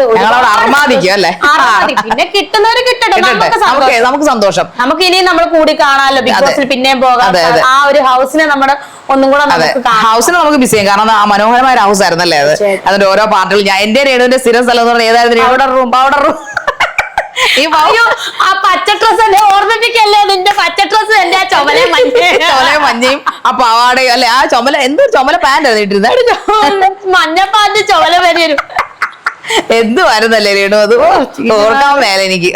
അതിനിടയ്ക്ക് കുറെ വൃത്തികെട്ട സംസ്കാരമില്ലാത്ത രീതിയിൽ കുറെ സംസാരങ്ങൾ ഉന്നയിച്ച് ടാസ്ക് കൊടുത്തു കഴിഞ്ഞാൽ ലാലേട്ടൻ പറയുന്ന പോലെ മറ്റുള്ളവരുടെ വ്യക്തി ജീവിതത്തെ കുത്തിച്ചെറിയുന്ന കുറെ എണ്ണങ്ങൾ ഉണ്ടായിരുന്നു അതിനകത്ത്. അതൊക്കെ ഓർക്കുമ്പോൾ സത്യം എനിക്ക് ഏറ്റവും കൂടുതൽ ഇത് വന്നത്, നീ പോയി കഴിഞ്ഞ് വൈൽഡ് കാർഡ് വന്നു പുറമേ എന്നുള്ള കാര്യം പറയരുതെന്ന് പറഞ്ഞിട്ട് അത് തന്നെ പറഞ്ഞു വന്ന കണ്ടസ്റ്റന്റ് ആണ് വൈൽഡ് കാർഡിലുള്ളത്. ഓ അത് ശരി. 2-3 എണ്ണത്തിനെ ഞാൻ നോട്ട് ചെയ്തിട്ടുണ്ട്. കുറെ നേരം പുറത്ത് വിടത്തില്ലല്ലോ, നാണക്കേടല്ലേ ബിഗ് ബോസിന്. നമുക്ക് എല്ലാം കാണാൻ പറ്റും, നിങ്ങൾ അവിടെ ഉള്ളവരല്ലേ. നമുക്കിട്ട് പുറമേ എന്നുള്ള ഏറ്റവും വലിയ ചിരി വന്ന ഒരു ഇന്റർവ്യൂ ഞാൻ പേരൊന്നും ആരുടെയും പറയത്തില്ല. ഇന്റർവ്യൂവർ പുള്ളിക്കാരി ഇന്റർവ്യൂ എടുത്തിട്ട് എന്റെ എല്ലാ കാര്യങ്ങളും ഇന്റർവ്യൂ എടുത്ത് സംസാരിച്ചിട്ട് വന്നിട്ട് എനിക്കിട്ട് ആ ഇന്റർവ്യൂ എടുത്തിട്ട് അടിക്കുക. ഞാനത് എനിക്കിട്ട് വന്നത് ഞാൻ ഒടിച്ചു കൈ കൊടുക്കും. ഞാൻ അത്ര വലിയ എന്താ വാചാതിരിയോ അതൊന്നും ഞാൻ പറഞ്ഞില്ല. ഞാൻ അങ്ങോട്ട് കടിച്ചു കയറാനും പോയിട്ടില്ല. ഞാൻ സിമ്പിൾ ആയിട്ട് എന്നിട്ട് ഇങ്ങോട്ട് വരുന്നതിനെ തട്ടി കളഞ്ഞു. ആ ഷോട്ട് ഞാൻ കണ്ടിരുന്നു. ആവശ്യമില്ലാതെ നമ്മുടെ സുധിചേട്ടനെയൊക്കെ പറഞ്ഞത്. മരിച്ചുപോയ ഒരു കണ്ടസ്റ്റന്റ് മരിച്ചുപോയ ഒരു ഒരാൾ ആരും ആയിക്കോട്ടെ, ഇപ്പൊ എന്റെ അതുല്യ കലാകാരനാണ് അദ്ദേഹം. പോട്ടെ, മാക്സിമം എന്റെ ഭർത്താവല്ലേ, അപ്പം അദ്ദേഹം ഇവിടുത്തെ കണ്ടസ്റ്റന്റും ആരുമല്ല, ഭൂമിയിലേ ഇല്ല. അദ്ദേഹത്തിനൊക്കെ പേരെടുത്തിട്ട് സുധി അതുകൊണ്ട് അവർക്ക് തന്നെയല്ലേ. തനിക്കെന്ത് പറ്റി? എനിക്കൊന്നും പറ്റിയില്ല. നമ്മളിപ്പോ ഏത് ഗെയിമായാലും എനിക്ക് പറഞ്ഞു ഞാൻ അവിടെ ചെയ്ത അതാണ്. എല്ലാരും ചോദിക്കില്ല ഷാരിക എന്താ ഹോട്ട് സീറ്റ് കളിക്കാനത്, എന്ത് രേണുസുതി ഉണ്ടായിരുന്നില്ല അവിടെ, എന്താ ഒരു കോംബോ ഉണ്ടായിരുന്നത് നിങ്ങൾ തമ്മിൽ. രേണുസുതിയുടെ സത്യം എന്റെ ഒരു റീച്ച് കയറുന്നത് ഒരുപക്ഷെ എന്നെ BBയിലേക്ക് എടുക്കാൻ കാരണം പോലും താനായിരിക്കും. അതായത് നമ്മുടെ ഹോട്ട് സീറ്റ്, ആ hot seat millions of million അടിച്ചു പോയി. അത് 2 പാർട്ടും മില്യൺ അടിച്ചു പോയി. അപ്പൊ അത് എനിക്ക് തോന്നുന്നു എന്നെക്കാളും വേറെ കയറാനുള്ള ഇന്റർവ്യൂവേഴ്സിനൊക്കെ അവർ സെലക്ട് ചെയ്ത് വെച്ചിരുന്നു. ആദ്യം എന്നെ വിളിച്ച ആ ഒരു ഇത് കൊണ്ടായിരിക്കാം രണ്ടുപേരും ആ ഒരു ഇതിൽ. അതിന് മുന്നേ നമ്മളെല്ലാം ഓരോ വൈറൽ. അപ്പൊ എന്റെ ലൈഫിലെ ഒരു ചരിത്രം എന്ന് പറയുന്നത് രേണുസുതി ഇന്റർവ്യൂവിന് മുൻപും രേണുസുതി ഇന്റർവ്യൂവിന് ശേഷം എന്നും പറയാം. തീർച്ചയായും ഞാൻ ഹോട്ട് സീറ്റിൽ ഞാൻ അത് തന്നെ പറഞ്ഞത്. എന്റെ ലൈഫിൽ ഉണ്ടായ ഒരു ടേണിംഗ് പോയിന്റ് ആണത്. അടുത്ത ടേണിംഗ് പോയിന്റ് ആണ് ബിഗ് ബോസ്. ആ ടേണിംഗ് പോയിന്റിലൂടെ നടന്നു കയറി നമ്മൾ അടുത്ത ജംഗ്ഷനിൽ എത്തിയത് ബിഗ് ബോസ് ജംഗ്ഷനിൽ എത്തിയത്. അവിടെ നമ്മൾ കയറി ഒന്ന് ആ മ്യൂസിയം ഒക്കെ ഒന്ന് വിസിറ്റ് ചെയ്തു, നമ്മുടെ സിഗ്നേച്ചർ അതിനകത്ത് പതിപ്പിച്ചു. ഞാൻ പിന്നെ ടൂർ പോയതാന്ന് പറഞ്ഞു. ആയിക്കോട്ടെ, അതെ എനിക്ക് അവിടെ വയറു നിറച്ച് ഭക്ഷണം തന്നു നീയാണെന്ന് ഞാൻ പറയുന്നത്. കഴിക്കത്തില്ലല്ലോ. അവിടെ ഇരുന്ന് നമ്മള് മറ്റേ ഗോതമ്പിന്റെ അല്ലെ ഗോതമ്പും മറ്റേ പയറും ഒക്കെ പഞ്ചസാര ഒരു ഗോതമ്പ് ഇട്ട് സാധനം നീ കഴിക്കുമല്ലോ അവിടെ ഇരുന്ന്. എന്നിട്ട് ഞാനും വരും അത് ചുരുട്ടി തിന്ന് പകുതി പിന്നെ എനിക്ക് തരുമായിരുന്നു എന്തെങ്കിലുമൊക്കെ ഉണ്ടാക്കിട്ടെ. അവൻ പലതും മോഷ്ടിച്ചോണ്ട് പോയെങ്കിലും പലർക്കും പങ്ക് കൊടുത്തിരുന്നവൻ. ഞാനും പങ്ക് പറ്റിയിട്ടില്ലെന്ന് പറയാൻ പറ്റത്തില്ല താട. എന്നിട്ട് അവസാനം അവനെ ഇരുന്ന് കുത്തുന്നത് കാണുമ്പോൾ സത്യത്തിൽ വിഷമം തോന്നാറുണ്ട്. പക്ഷെ അഭിമാനമുണ്ട്. അവൻ ടോപ്പ് 9 ആയില്ലേ. ഈ 9 പേരിൽ ഇത്ര വരെ അവൻ എത്തിയല്ലോ. ഈ ഒരു 80 days 75 days വരെ അവൻ നിന്നെന്നുള്ളത് അവന്റെ കഴിവ് തന്നെയല്ലേ. അവനെ മിസ് ചെയ്യുന്നുണ്ട്. കാരണം അവനൊക്കെ നല്ല കഴിവുള്ളവനായിരുന്നു. അപ്പൊ പലരും നമ്മളോട് പറയാം അവൻ നിങ്ങളെ നോമിനേറ്റ് ചെയ്തിട്ടുണ്ടോ. അത് അവൻ പറയാറുണ്ട്. അതെ, കഴിഞ്ഞ ദിവസം ഒരു കണ്ടസ്റ്റന്റ് എന്റെ അടുത്ത് ഒരു ക്ലിപ്പിംഗ്സ് ഇട്ടിട്ട് പറഞ്ഞു, ആരാന്ന് ഞാൻ പറയണ്ട 2 കലിപ്പ് ചിഹ്നം. ഞാൻ പറഞ്ഞു എടേ അത് ഗെയിം അല്ലേ, നീ എന്നെ പലപ്പോഴും നോമിനേറ്റ് ചെയ്തിട്ടില്ലേ, അപ്പം അതൊരു ഗെയിമിന്റെ ഭാഗമായിട്ട് അവിടെ കഴിഞ്ഞു. നീയോ ഇല്ല ഞാനും ഇല്ല അതിനകത്ത്. മനസ്സിലായോ? നമ്മൾ രണ്ടും അതിനകത്ത് ഉണ്ടെങ്കിൽ നമ്മളിത് അറിയോ ഇതിനകത്ത് പുറത്തന്നെ നടക്കുന്നത്. നമ്മൾ രണ്ടും പോകുന്നു, അവിടെ നിന്ന് പോകുന്നു, എവിക്റ്റ് ആയി എന്തോ ആവട്ടെ, നമ്മൾ ഔട്ടായി അവിടെ ഇല്ലേ. പിന്നെ അതിനിട്ട് പറഞ്ഞിട്ട് എന്താ കാര്യം? അത് ഇത് റേ, അത് ഗെയിം, ഇത് ലൈഫ്. സത്യം. ഇനി മനസ്സിലാക്കാൻ പറ്റത്തില്ല, മനസ്സിലാക്കണ്ട, അത്രേ ഉള്ളൂ. അവിടെ പല കണ്ടസ്റ്റൻസുകളും പേഴ്സണൽ വൈരാഗ്യം തീർക്കുന്നതായിട്ട് എനിക്ക് പലവട്ടം തോന്നിയിട്ടുണ്ട്. നമുക്ക് മിക്കവാറും ഞാൻ അപ്പോഴും നീ ഓർക്കുന്നില്ല, ഞാൻ അവിടെ നിന്ന് പറഞ്ഞിരിക്കുന്നത് നിങ്ങൾ പേഴ്സണൽ വൈരാഗ്യം വെച്ച് നിങ്ങൾ നോമിനേറ്റ് ചെയ്യരുത്, നിങ്ങൾ ഗെയിം നോക്കി നോമിനേറ്റ് ചെയ്യൂ. എടാ നീ അവരോട് പലരോടും പറഞ്ഞല്ലോ നിങ്ങൾ എന്നെ നോമിനേറ്റ് ചെയ്ത് പുറത്തു കളാം. പിന്നെ അവരത് ചെയ്യത്തില്ല. അവർക്ക് പേഴ്സണലി ദേഷ്യമുള്ള ആൾക്കാരെ നോമിനേറ്റ് ചെയ്യാൻ ശ്രമിക്കുന്നു. അതൊക്കെ ഒരു ഗെയിമിന്റെ സ്ട്രാറ്റജി അല്ല. ഞാൻ എല്ലാരോടും കിടന്ന് പറയത്തില്ലായിരുന്നു. നിങ്ങളൊക്കെ എത്ര വട്ടം എന്നോട് കരഞ്ഞിട്ടുണ്ട്. തത്തമ്മയുടെ കേസ് എന്തായിരുന്നു? തത്തമ്മയ്ക്ക് കണ്ടില്ലാത്ത എനിക്ക് തോന്നുന്നു. രാവിലെ നമ്മുടെ പൗഡർ റൂമിലല്ലേ സംഭവിച്ചത്? രാവിലെ എന്നിട്ട് നീ ഞാൻ പോന്നു കഴിഞ്ഞിട്ട് ഭ്രാന്ത് എടുത്തിട്ടേ ഇങ്ങനെ ഇരിക്കുവോ, എന്തെങ്കിലും വിഷമം പറയണ്ടേ. അപ്പോഴാ ഈ തത്തമ്മയുടെ കണ്ണില്ലാതെ ഇങ്ങനെ ഒരു വര മാത്രമേ ഉള്ളൂ. അതാണ് സംഭവിച്ചത്. അത് ഇത്ര വലിയ കാണുമ്പോ രസമാണ്. അതാണ്. അതിനുശേഷം വന്നു മറ്റേ കണ്ണടച്ച് കിടക്കുന്ന വഴക്ക് നടന്നു. അല്ല കണ്ണടച്ചൊക്കെ ഞങ്ങളുണ്ടല്ലോ ആ സമയത്ത് ഞാനുണ്ട്. അത് ഫസ്റ്റ് വീക്ക് നടന്നത് നിങ്ങൾ തമ്മില്. അനീഷ് ഷോ ഇറക്കി തുടങ്ങിയപ്പോ നമ്മളൊക്കെ മൈൻഡ് ചെയ്യാതെ പോയില്ലല്ലോ. ഏത് ദിവസം സത്യം അവിടുത്തെ പല കാര്യങ്ങളും നമുക്ക് ഓർമ്മയില്ലല്ലേ. പലത് പുറത്ത് വന്നിട്ടുണ്ടോന്ന്. നീ ഇപ്പൊ ഷോ കാണാറുണ്ടോ? അതേക്കുറിച്ച് ചോദിക്കാതിരിക്കുന്ന മാത്രം.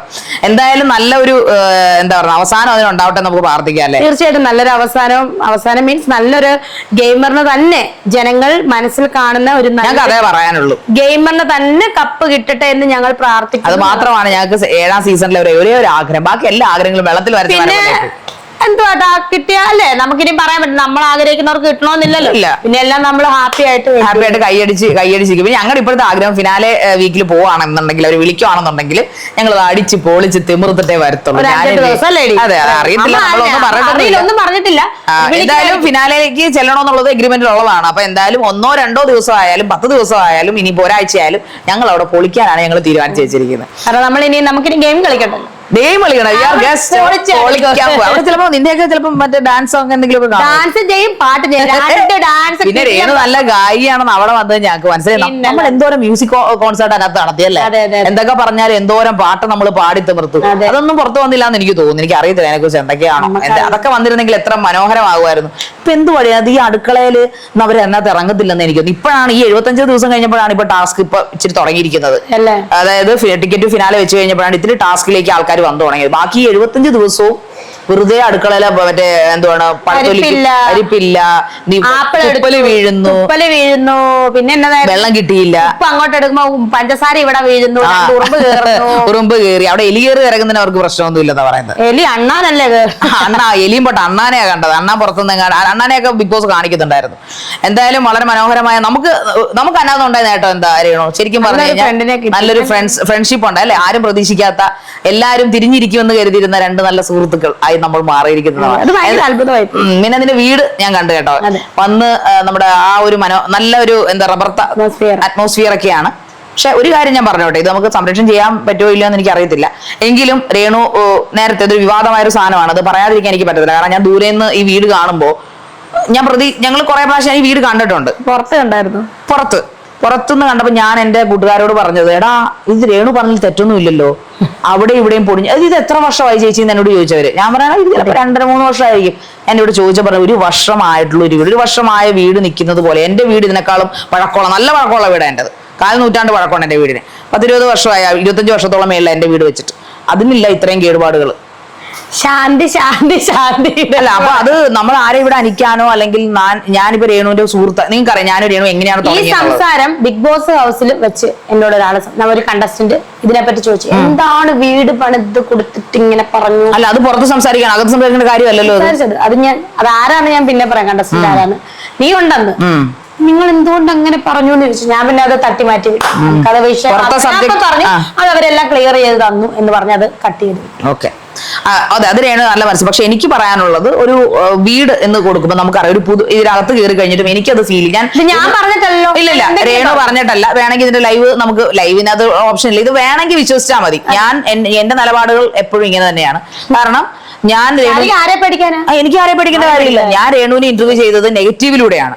അവരെ ഒരുപാട് അവരെ ഇന്റർവ്യൂ ചെയ്തതിന്റെ പേരിലും അവരെ അനുകൂലിച്ചതിന്റെ പേരിലും തെറിയേട്ട ഒരു വ്യക്തിയാണ് ഞാൻ. അതുകൊണ്ട് ഇവിടെ രേണുവിന്റെ PR ആയിട്ട് വന്നിരിക്കും. രേണു ഇപ്പൊ കളിയിലില്ല, കണ്ടസ്റ്റന്റ് അല്ല, ഞാനും കണ്ടസ്റ്റന്റ്. അപ്പൊ ഞങ്ങൾക്ക് ഒന്നിന്റെ പേര് PR ചെയ്യേണ്ട കാര്യമില്ല. ആരും PR ചെയ്തിട്ടല്ല രേണു ഇന്റർവ്യൂവിനോ ബഹറിലോ ദുബായിലോ റാസൽ ഖൈമയിലോ ഖത്തറിലോ ഒക്കെ പോകുന്നത്. അവരുടെ സ്വന്തം കഴിവുണ്ട്. പക്ഷെ ഈ വീടിന്റെ കാര്യം വന്ന് കയറിയ മൊമെന്റ് തന്നെ എനിക്കിത് എന്റെ വീഡിയോയിൽ പറയണമെന്ന് ഞാനിപ്പോ ഇവിടെ ആരോടും ഇവൻ രേണുവിനോട് പോലും പറഞ്ഞിട്ടില്ല. ഇത് പറയണമെന്ന് രേണു ഞങ്ങൾ ചിറ്റാറ്റ് ചെയ്യാൻ വേണ്ടി മാത്രം ഇരുന്നാണ്. ആരെയും ഹനിക്കാനോ വിവാദങ്ങൾ ഉണ്ടാക്കാനോ ഉദ്ദേശിച്ചിരുന്നില്ല. പക്ഷേ ഈ വീടിന്റെ കേസ് പുറത്തുനിന്നും പുറത്തൊരാള് ക്യാമറയോ ഇന്റർവ്യൂവോ ഒന്നും വേണ്ട, ഒരപ്പുറത്തെ അയൽ വീട്ടിലോ സാധാരണക്കാരായിട്ടോ നമ്മൾ ഈ വീടിന്റെ പുറത്തട്ടയിൽ നിന്ന് നോക്കിയാൽ പൊളിഞ്ഞ് അവിടെ ഇവിടെ പൊളിഞ്ഞു കിടക്കുന്ന വീട്. ഓക്കെ, ഇതൊരു 10 വർഷമായ വീടാന്ന് പറഞ്ഞാൽ അന്തസ്, പിന്നെ മിനിമം ഒരു 5 വർഷമായെന്ന് പറഞ്ഞ വീടാണെങ്കിലും അന്തസ്.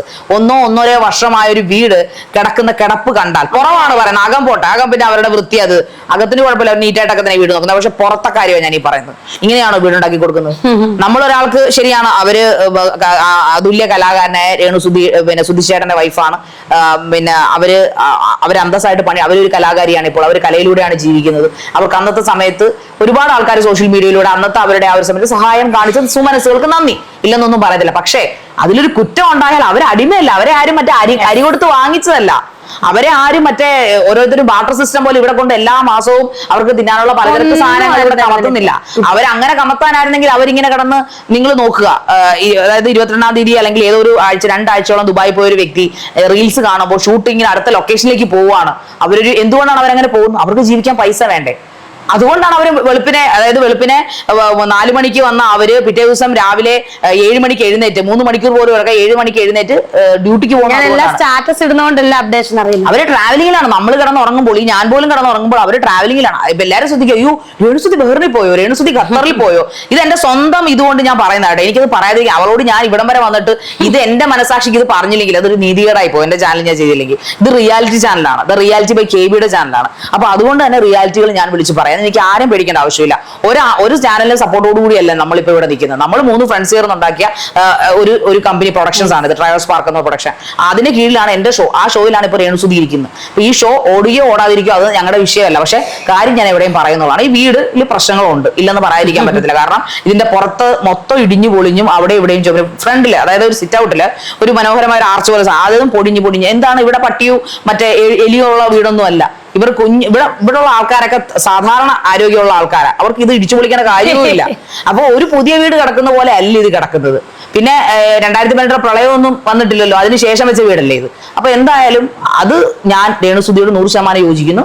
ഈ വീട് വെച്ച് കൊടുത്താൽ എന്തൊക്കെയോ പ്രശ്നങ്ങളുണ്ടെന്ന് എനിക്ക് തോന്നുന്നു. പിന്നെ അവരെന്നോട്, ഞാൻ ഇപ്പോഴും അത് പറയുകയാണ്, രേണുവിന് ഇത് ടെലികാസ്റ്റ് ചെയ്യണ്ട എന്ന് പറയാം. ഒരു കാര്യം കൂടെ ഞാൻ പറയട്ടെ. അതെ, ഒരു കാര്യം കൂടെ എന്നോട് രേണു മനസ്സിൽ നിന്ന് പറഞ്ഞൊരു കാര്യമാണ്. ശാരികെ, ആ വീട് എന്റെ മക്കൾക്ക് തന്ന വീടാണ്. ഞാൻ ആ വീട്ടിൽ കിടന്നുറങ്ങുന്നതിൽ എനിക്ക് താല്പര്യമില്ല. എന്റെ നിവർത്തി, ഞാനിപ്പോ അതിനു വേണ്ടിയാണ് ഹാർഡ് വർക്ക് ചെയ്യുന്നത്. എന്റെ നിവർത്തി ഇപ്പൊ വേറെ അങ്ങ് പോകാൻ, കാരണം അത് നന്ദികേടായി പോകും. അതുകൊണ്ട് ഞാൻ ഹാർഡ് വർക്ക് ചെയ്യുന്നത് എനിക്കൊരു വീടിന് വേണ്ടിയിട്ടാണ്. ഞാൻ ശരിക്കും രേണുസുതി എന്നോട് ബിഗ് ബോസിൽ നിന്ന് പറഞ്ഞൊരു കാര്യമാണ്, ഞാൻ വാടക വീട്ടിലേക്ക് മാറണമെന്ന് ആഗ്രഹിക്കുന്നുണ്ട്. ശരി, ആ വീട് അവിടെ ഇങ്ങനെ വെറുതെ എന്റെ മക്കൾക്കായിട്ട് കിടന്നോട്ടെ, അസറ്റായിട്ട്. കാരണം സുധിച്ചേട്ടന് വേണ്ടി, ആ മക്കൾക്ക് വേണ്ടി ചെയ്തു കൊടുത്തൊരു സാധനമാണ്. അതുകൊണ്ട് എനിക്ക് അവിടെ നിൽക്കണമെന്ന് ആഗ്രഹമില്ല. പക്ഷേ എന്തെങ്കിലും ഒരു നല്ല ചാൻസ് കിട്ടിയാൽ ഉറപ്പായിട്ടും നല്ലൊരു വീട് വെച്ച് ഞാൻ മാറും. ആ വീട് അത് അങ്ങനെ ഒരു സ്മാരകമായിട്ട് ഇട്ടേക്കുമെന്ന് പറഞ്ഞ വ്യക്തിയാണ്. ഇത് രേണുവിന് പോലും അറിയില്ല ഞാനിതിപ്പോ പറയുന്ന കാര്യം. രേണു ഇരുത്തിക്കൊണ്ട് ഇപ്പൊ രേണുവിന് കണ്ണിൽ നിങ്ങൾക്ക് നോക്കുമ്പോൾ, ക്യാമറയിൽ നോക്കുമ്പോൾ രേണു ഇത് ചെട്ടിയിട്ടുണ്ട്. കാരണം ഞാനിത് രേണുവോട് പറഞ്ഞ സ്ക്രിപ്റ്റഡ് ആയിട്ടുള്ള കാര്യങ്ങൾ. ഞാൻ ശാരിക KB സ്ക്രിപ്റ്റഡ് ആയിട്ട് ഒരു ഷോയും ചെയ്യാറില്ല. ഹോട്ട് സീറ്റ് ആണെങ്കിലും സ്ക്രിപ്റ്റഡ്, എന്റെ ഭാഗത്തും സ്ക്രിപ്റ്റഡ് അല്ല. ആ ഷോ സ്ക്രിപ്റ്റഡ് ആണ്, പക്ഷെ ഞാൻ ചോദിക്കുന്ന കാര്യങ്ങളൊന്നും സ്ക്രിപ്റ്റഡ് അല്ല. എന്റെ രീതിക്കാണ് എപ്പോഴും ചോദിക്കാറ്. രേണുവോടും റിയാലിറ്റി ബൈ KB അത് 100% ചോദിച്ചിരിക്കും. അത് എനിക്ക് ഇവിടെ പ്രേക്ഷകരോട് പറയണം തോന്നി. അപ്പൊ രേണു പറഞ്ഞതിൽ ഒരു തെറ്റുമില്ല. ഇതിൽ ആൾക്കാർ എന്നെ വിളിച്ച് ഭീഷണിപ്പെടുത്തിയാലും എനിക്ക് കുഴപ്പമൊന്നുമില്ല. സത്യം ഞാൻ എവിടെയും വിളിച്ചു പറയാം. ആ വീട് നിങ്ങൾ ഒരു ലൈവ് ഇത്രയും മീഡിയകൾ ഇവിടെ കയറി ഇറങ്ങുന്നതല്ലേ, ഒരാൾ കാണിച്ചിട്ടുണ്ടോ ഇതിനെക്കുറിച്ച്? അവരെ കുറ്റം പറയാനല്ലേ ലോകം മുഴുവൻ വിളിച്ചു പോവുള്ളൂ. ഒരു മീഡിയ ഞാൻ വന്ന് ആ വഴിയിൽ നിന്ന് കയറി വരുമ്പോൾ ഞാൻ ശ്രദ്ധിച്ച് ഈ വീടിന്റെ മേളിലേക്കാണ് നോക്കിയത്. നാച്ചുറലി ഞാൻ അതൊന്നും പറയാൻ വന്ന ഒരാളല്ല, കാരണം ഞാൻ ഹോട്ട്സീറ്റ് ചെയ്യാനല്ല ഇവിടെ വന്നത്. ഞാൻ എന്റെ രേണുവിനെ കാണാൻ വന്നതാണ്. അപ്പൊ ഞാൻ ആദ്യം ശ്രദ്ധിച്ച വീടിന്റെ മേൾഭാഗമാണ്. രേണു പറഞ്ഞാൽ എന്താണ് തെറ്റ്? മൊത്തം അഴുക്ക് പിടിച്ച് പൊടിഞ്ഞ് അവിടെ എവിടെയും പൊടിഞ്ഞ് എന്റെ കൂട്ടുകാരെ കാണിച്ചത് ചേച്ചി ശരിയാണല്ലോ അവർ പറഞ്ഞ ആ മോൾഭാഗമൊക്കെ പൊടിഞ്ഞിറങ്ങും. എങ്ങനെയാണ് ഒരു പുതിയ വീടിന് അങ്ങനെ പൊടിയാൻ പറ്റുക? അപ്പൊ അത് ഏത് മീഡിയ കാണിച്ചിട്ടുണ്ട്? അത് രേണുവിന്റെ പുറകെ രേണുവിന്റെ ബൈറ്റും തപ്പി കുറെ വീഡിയോ നടക്കുന്നുണ്ടല്ലോ. ഇതിപ്പോ ഇത് വിവാദങ്ങളൊക്കെ കെട്ടൊഴിഞ്ഞതിന് ശേഷമാണ് ഞാനിപ്പോ ഇത് പറയുന്നത് അല്ലേ. പക്ഷെ ഏതെങ്കിലും ഒരു മീഡിയ അതെടുത്ത് കാണിച്ചിട്ടുണ്ടോ? ആ ഒരു അന്തസ്സെങ്കിലും നിങ്ങൾ കാണിച്ചിട്ടുണ്ടോ? അപ്പൊ ഞാൻ ന്യൂസ് ചാനലല്ല, ഞാനൊരു മീഡിയ ആണ്, ഒരു ഷോ നടത്തുന്ന ആളാണ്. പക്ഷെ ഇതിവിടെ ഞാൻ പറയുന്നത് എന്റെ സുഹൃത്തിന് വേണ്ടി പറഞ്ഞ, രേണു എന്ന താരത്തിന് വേണ്ടി ഞാൻ പറഞ്ഞതല്ല, എന്റെ സുഹൃത്തിന് വേണ്ടിയാണ് സംസാരിച്ചത്. താരങ്ങളല്ല. അതെ. അപ്പൊ അത് പറഞ്ഞില്ലെങ്കിൽ എനിക്ക് ഒരു കുറ്റബോധമായിപ്പോ. ഞാനിത് വന്ന് രാവിലെ കണ്ടപ്പോഴേ എന്റെ മനസ്സിലൊരു കുത്തിയ സാധനമായത്, അവള് പറഞ്ഞതിൽ തെറ്റൊന്നുമില്ലല്ലോ എന്ന്. പിന്നെ അപ്പൊ പിന്നെ അത് അപ്പൊ പിന്നെ നമ്മുടെ ഉത്തപ്പൻ അവിടെ പോയി സ്കൂളിൽ പോയി. വരാൻ സമയമായോ? ഒരു 3:30 ആകുമ്പോൾ. എങ്ങനെയുണ്ട് അവൻ? എങ്ങനെ നീ പോകുമ്പോഴൊക്കെ എങ്ങനെ അവന് എന്നും എത്ര ദിവസം കഴിഞ്ഞ് അമ്മ വരുന്ന 1 2 3 4 അല്ലെങ്കിൽ 1 2 എണ്ണി ഇരിക്കല്ലേ, കണ്ണിൽ എണ്ണ ഒഴിച്ച്? അല്ലാതെ വേറെ കരച്ചിലൊന്നും ഇല്ല. മൂത്തയാൾ എന്നാ പറയുന്നു? അവൻ ഇന്ന് എപ്പോഴും വിളിക്കും. അവൻ ഡ്രൈവ് ഒക്കെ ചെയ്യുമല്ലേ? നന്നായിട്ട് ഡ്രൈവ് ഒക്കെ ചെയ്യുമല്ലേ? അന്ന് നിന്നെ വിളിക്കാൻ വന്ന പുള്ളിക്കാരനാന്ന് തോന്നുന്നല്ലേ, ദുബായിൽ നിന്ന് വന്നപ്പോഴത്തേക്ക്. എടാ നിന്റെ റൈബാൻ ക്ലാസ് എവിടെ? വിവാദമായ റൈബാൻ ക്ലാസ് അതൊക്കെ കോംപ്ലിമെന്റാ? അത് ഗിഫ്റ്റാ. Okay okay. പിന്നെ ഇനി അല്ല ബഹ്റിനിൽ കഴിഞ്ഞ അടുത്ത രാജ്യങ്ങളിലേക്ക് എന്തെങ്കിലും സൈൻ ഇൻ ആയിട്ടുണ്ടോ? ബഹ്റിൻ കഴിഞ്ഞിട്ട് സൗദിയിലോട്ട് ചിലപ്പം പോവായിരിക്കും. അതിന്റെ കാര്യങ്ങളൊക്കെ എങ്ങനെ എന്തായാലും ബിഗ് ബോസിന് ശേഷമല്ലേ പോകത്തുള്ളൂ ഇനി ഫിനാലിന് ശേഷം. ബിഗ് ബോസ് വിളിച്ചാൽ അവിടെ കയറണം. രേണുവേ, ബിഗ് ബോസിന് മുൻപ് രേണു സുധി പ്രശസ്തയായിരുന്നു. അത് വിമർശനമോ അല്ലാതെ നമ്മൾ മൈൻഡ് ചെയ്യേണ്ട ആവശ്യമില്ല. അതെ, ആദ്യമായിട്ട് കേൾക്കുന്നത് കുപ്രസിദ്ധി. ഞാൻ മനസ്സിലായി ഇങ്ങനെ ഇരിക്കുമെങ്കിലും ഞാൻ കുപ്രസിദ്ധിയോ മുടി പിടിച്ച് വലിക്കാൻ അവര് മുടി ക്രോപ്പ് ചെയ്തിട്ടേ കൊടുക്കാം. ഓക്കെ. അപ്പോ പ്രസിദ്ധയായിട്ടുള്ള അല്ലെങ്കിൽ ഫെയിം ആയിട്ടുള്ള ഒരു വ്യക്തി സോഷ്യൽ മീഡിയയിൽ അതൊന്നും വലിയ കാര്യമൊന്നുമല്ല. നെഗറ്റീവ് പബ്ലിസിറ്റിക്കാണ് ഇന്ന് റേഞ്ച് ഉള്ളത്. ജീവിതം വരെ നെഗറ്റീവ് പബ്ലിസിറ്റി കിട്ടാൻ വേണ്ടി പടപ്പുറപ്പെട്ട് നടക്കുന്ന ആൾക്കാർ. നെഗറ്റീവ് പബ്ലിസിറ്റിക്ക് വേണ്ടി ഇറങ്ങിയതല്ല. മറച്ചു വെക്കേണ്ടത് മറച്ചു വെച്ചിട്ടല്ല, മറച്ചിട്ട് പോലും നടക്കുന്നില്ലെങ്കിൽ രേണുസുധി എടുത്തിട്ട് ഇടാതെ പറഞ്ഞ് റീച്ച് കിട്ടും. സീരിയസ് ആയിട്ട് ഞാനൊരു കാര്യം പറയട്ടെ രേണു, നീ നെഗറ്റീവ് പബ്ലിസിറ്റിക്ക് വേണ്ടി ഇറങ്ങിയ ഒരാളല്ല. സമൂഹമായിട്ടാണ് ഇതിന്റെ തല നെഗറ്റീവ് പബ്ലിസിറ്റി. തീർച്ചയായും അങ്ങനെ തന്നെയാണ്. പക്ഷെ നെഗറ്റീവിന് വേണ്ടി ഇറങ്ങുന്നവരെ ഒരുത്തിന് തിരിഞ്ഞു നോക്കുന്നില്ല എന്നുള്ളതാണ് എന്റെ സത്യം. പക്ഷേ രേണുസുധി ബിഗ് ബോസിൽ വരുമെന്ന് ഒരാളും പ്രതീക്ഷിച്ചിട്ടുണ്ടാവില്ല. തീർച്ചയായിട്ടും ബിഗ് ബോസിൽ വരുന്ന പ്രഡിക്ഷൻ ലിസ്റ്റ് കേട്ടപ്പോ തന്നെ രേണുസുധിയോ രേണുസുധി വരുവോ? ഒരിക്കലും ഇല്ല. മിനിമം ക്വാളിറ്റി ഉള്ളവരെ മാത്രമേ ബിഗ് ബോസ് വിളിക്കത്തുള്ളൂ. ഏറ്റവും മിനിമം ക്വാളിറ്റി എന്ന് അവർക്ക് തോന്നുന്നവരെ. പിന്നെ അകത്ത് വന്ന് ക്വാളിറ്റി ഇല്ലായ്മ കാണിക്കുന്ന അവരുടെ സ്വന്തമായിട്ടുള്ള സ്വഭാവം അവിടെ വരുന്നതുകൊണ്ടാണ്. ബിഗ് ബോസിന്റെ അത് ബിഗ് ബോസിന്റെ തെറ്റല്ല. അത് ഞാൻ എവിടെയും പറഞ്ഞിട്ടുണ്ട്. ഒരിക്കലും ബിഗ് ബോസ് തീർച്ചയായും ബിഗ് ബോസിന്റെ തെറ്റല്ല. അത് അവരുടെ കുഴപ്പം തന്നെയാണ്. അപ്പൊ ഞാൻ ചോദിക്കാൻ വന്നത്, ബിഗ് ബോസിന് മുമ്പുള്ള രേണുസുധിയും ബിഗ് ബോസിന് ശേഷമുള്ള രേണുസുധിയും തമ്മിൽ എന്തെങ്കിലും വ്യത്യാസമുണ്ടോ? എനിക്ക് പ്രത്യേകിച്ച് വ്യത്യാസം എന്ന് തോന്നുന്നത് ബിഗ് ബോസിന് മുന്നേ രേണുസുധിയാണ്, ബിഗ് ബോസിന് ശേഷം ബിഗ് ബോസ് രേണുസുധി. അത്രേ ഉള്ള വ്യത്യാസം. അല്ലാതെ എനിക്ക് യാതൊരുവിധ വ്യത്യാസം വരുമെന്ന് എനിക്ക് തോന്നുന്നില്ല. പിന്നെ കുറച്ച് മീഡിയക്കാരൊക്കെ ഇങ്ങനെ വരുമ്പോഴത്തേന് അതിന് മുന്നേ ഞാൻ കുറച്ച് സംസാരിച്ചിരിച്ച് അവരെന്ത് പറഞ്ഞാലും ഒന്ന് മുഖം ഒന്ന് ആക്ട് ചെയ്ത് കാണിക്കാനൊക്കെ പറഞ്ഞ നവരസങ്ങളും തുളുമ്പുമൊക്കെ ചെയ്യുന്ന രേണുസുധി അല്ല ഇപ്പം. രേണുസുധി ഇപ്പം സംസാരിക്കുമ്പോൾ ഒരു ചോദ്യം ചോദിച്ചു കഴിഞ്ഞാൽ അതിനൊരു 2 സെക്കൻഡ് അല്ലെങ്കിൽ 2 മിനിറ്റ് മനസ്സിലിട്ട് ആലോചിച്ചിട്ട് മാത്രം മറുപടി കൊടുക്കുന്ന ഒരു രേണുസുധിയായിട്ട് മാറിയിട്ടുണ്ട്. കണ്ടതിനും കടിച്ചതിനും ഒന്നും ഞാൻ റിപ്ലൈ കൊടുക്കാറില്ല. എന്തെങ്കിലും ഇപ്പം നമ്മളെ പറ്റി നെഗറ്റീവ് പറഞ്ഞ ഒരാൾ, ഞാനിപ്പോൾ എയർപോർട്ടിൽ നിന്ന് വന്നപ്പോൾ തന്നെ എന്ത് കണ്ട് അവളുടെ പേര് ഞാൻ പറയുന്ന ആ പേര് പറയാൻ ആഗ്രഹിക്കുന്നില്ല. പുള്ളിക്കാരിയുടെ പേരെടുത്തിട്ട് മീഡിയക്കാർ ചോദിച്ചപ്പം ഞാൻ പറഞ്ഞൊരൊറ്റ വാക്ക്, നോ കമൻറ്റ്. എനിക്ക് വേണമെങ്കിൽ ആ പുള്ളിക്കാരിയുടെ പേരെടുത്തിട്ട് അങ്ങനല്ല ഇങ്ങനല്ല എന്നൊക്കെ എനിക്ക് അവിടെ നിന്ന് വാദിക്കാം. പണ്ടായിരുന്നെങ്കിൽ ഞാൻ അങ്ങനെ ചെയ്തേനെ, ഒരു 15 മിനിറ്റോളം നിന്ന് അങ്ങനെയല്ല. ഇന്ന് എനിക്ക് അതിൻ്റെ ആവശ്യമില്ല. രേണുസുധി തൊട്ട് കാണുകയും വേണ്ട, അങ്ങനെ ഇനിയും എൻ്റെ പുറകെ ആരും വരുകയും വേണ്ട ചോദിക്കാൻ.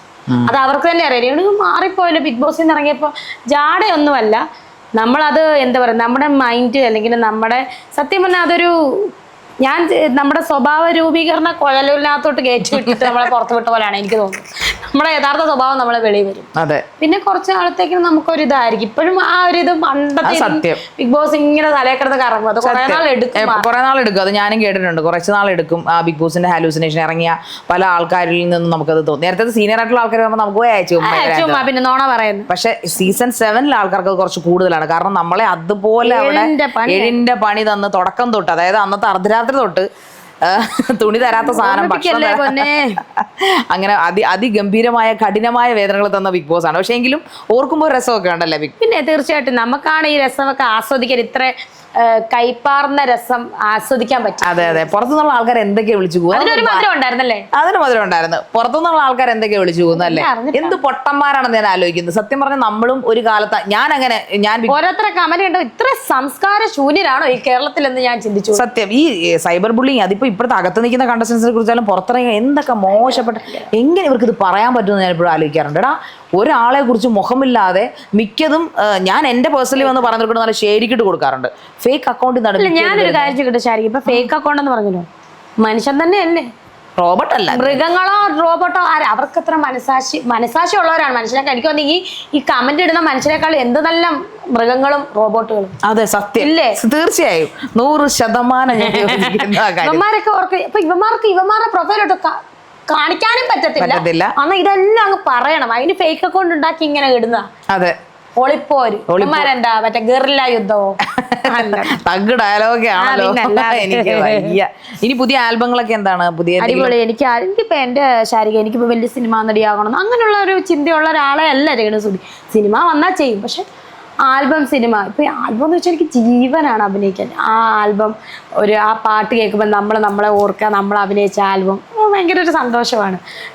ഇറങ്ങിയ ഒരു ആൽബം അടിപൊളി ഹിറ്റ് ആയിട്ട്. 400K ആയിട്ട് മാറും. അതെ അതെ. മഞ്ഞ് തോർന്ന വഴിയരി. ഇനി അടുത്ത ആൽബം കമ്മിറ്റഡ് ഇപ്പൊ ചെയ്തത്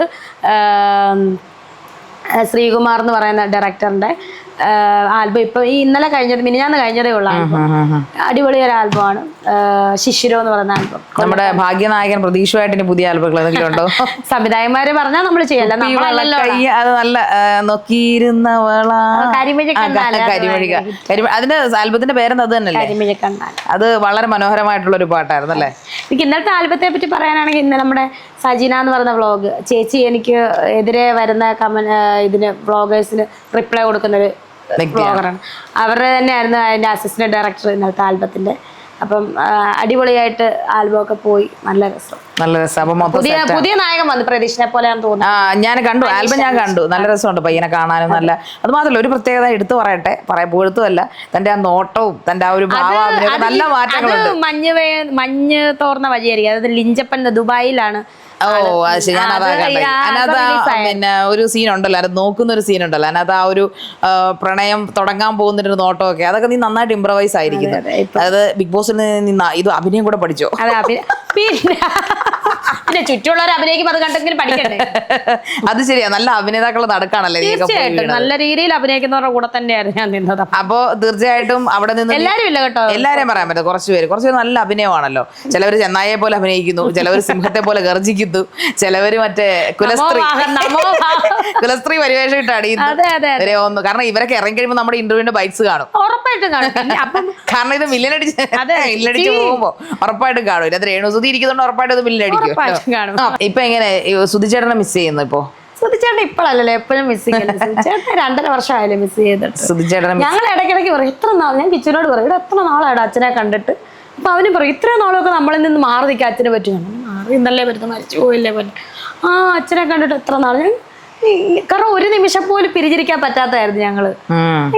ഞാനിതിങ്ങനെ ചിരിച്ച് സംസാരിക്കുമെങ്കിലും അങ്ങനെ അങ്ങ് പോട്ടെ. അതെ അതെ.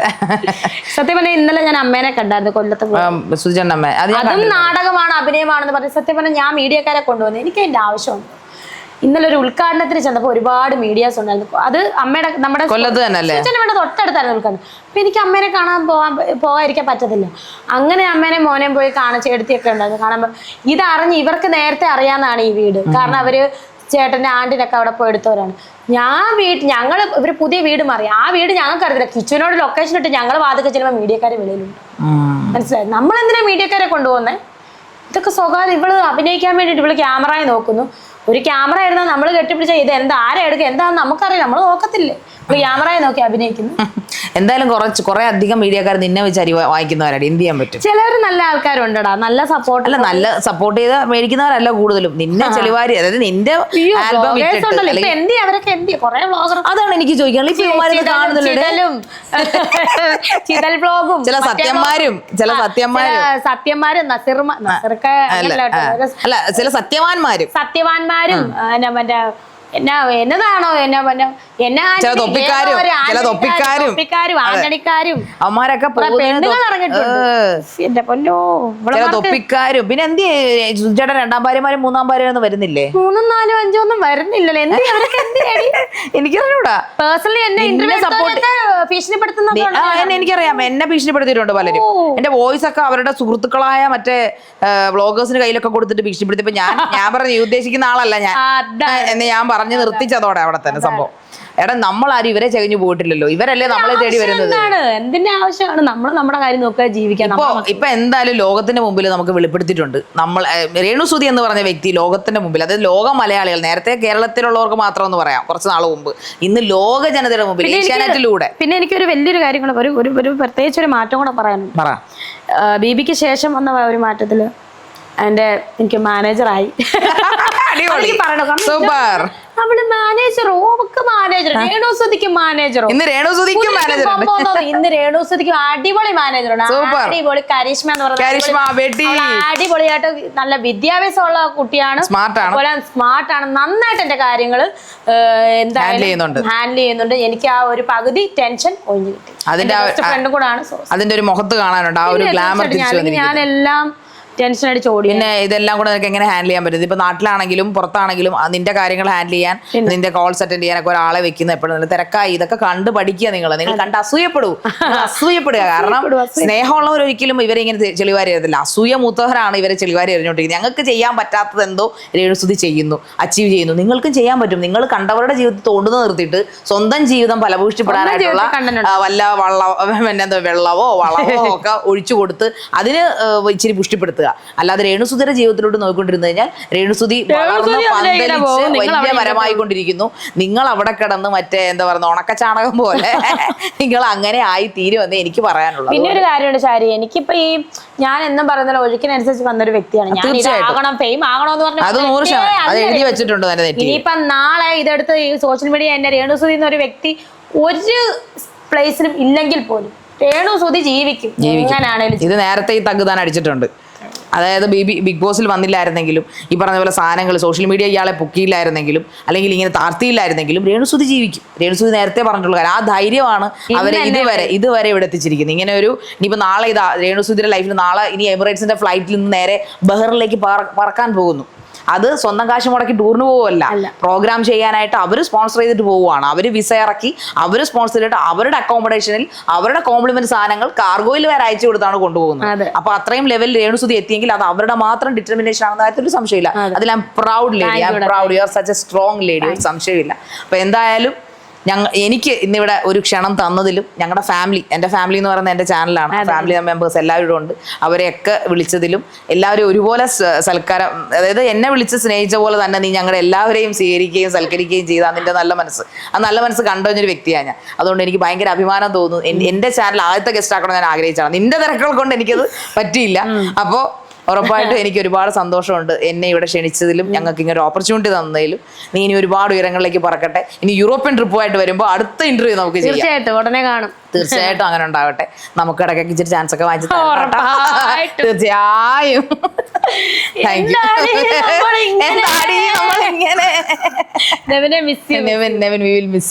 ആഫ്റ്റർ ബിഗ് ബോസ് നമുക്ക് കാണാം അല്ലേ? അപ്പൊ സന്തോഷം. Thank you. പ്രിയപ്പെട്ട രേണുവിന് ഞങ്ങളുടെ ഒരു സ്നേഹസമ്മാനം കൂടെ ഉണ്ട്. ചെറിയ സ്നേഹസമ്മാനമാണ്.